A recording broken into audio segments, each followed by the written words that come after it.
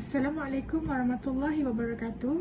Hari ini saya akan membentangkan berkaitan dengan gadis di dalam keadilan Juvana. Terdapat 9 isi kandungan yang penting di dalam tajuk ini. Yang pertama adalah pengenalan, definisi. Yang ketiga adalah hak kanak-kanak. Keempat, prosedur yang dilalui. Kelima, cara kanak-kanak dibicarakan. Yang keenam, prosiding mahkamah. Yang ketujuh, fungsi penasihat.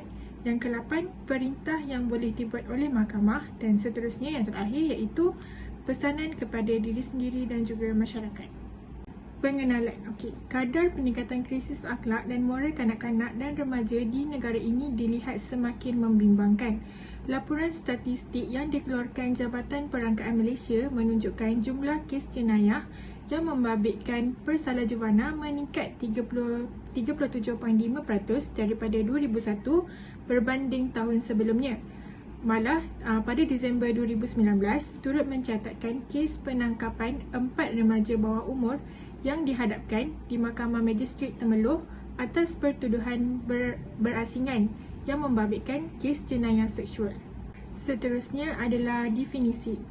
Menurut subsection 2 dalam kurungan 1 Akta Kanak-Kanak 2001 iaitu Akta 611, kanak-kanak bererti seorang yang di bawah umur 18 tahun dan berhubung dengan prosiding jenayah.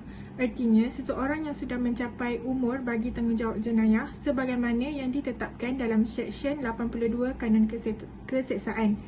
Seksyen 82 Kanun Keseksaan ni merujuk kepada jika kanak-kanak tersebut di bawah umur 10 tahun, maka tiada apa-apa yang boleh dilakukan ataupun yang boleh disabitkan terhadap kanak-kanak tersebut. Seterusnya, apakah hak kanak-kanak selepas ditangkap oleh pihak berkuasa? Yang pertama adalah perlu memberitahu pegawai akhlak dan ibu bapa atau penjaga kanak-kanak tersebut tentang penangkapan itu.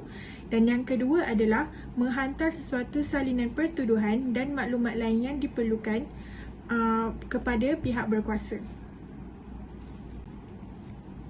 Antara prosedur yang perlu dilalui adalah seorang kanak-kanak perlulah diasingkan dari pesalah dewasa dan juga bagi kanak-kanak perempuan hendaklah diletakkan di bawah jagaan seorang wanita.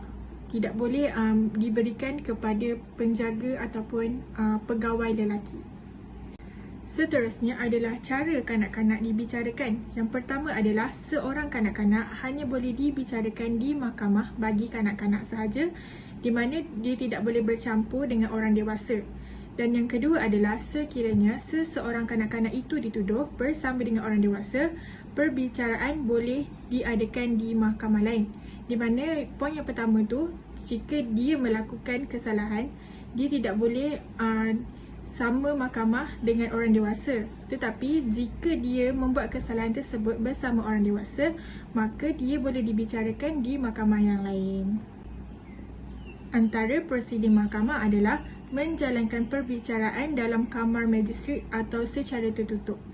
2 orang penasihat hendaklah turut hadir semasa perbicaraan untuk menasihati magistrate berhubung dengan perintah yang akan dibuat terhadap kanak-kanak menurut subsection 11 Akta kurungan 2 Akta 611.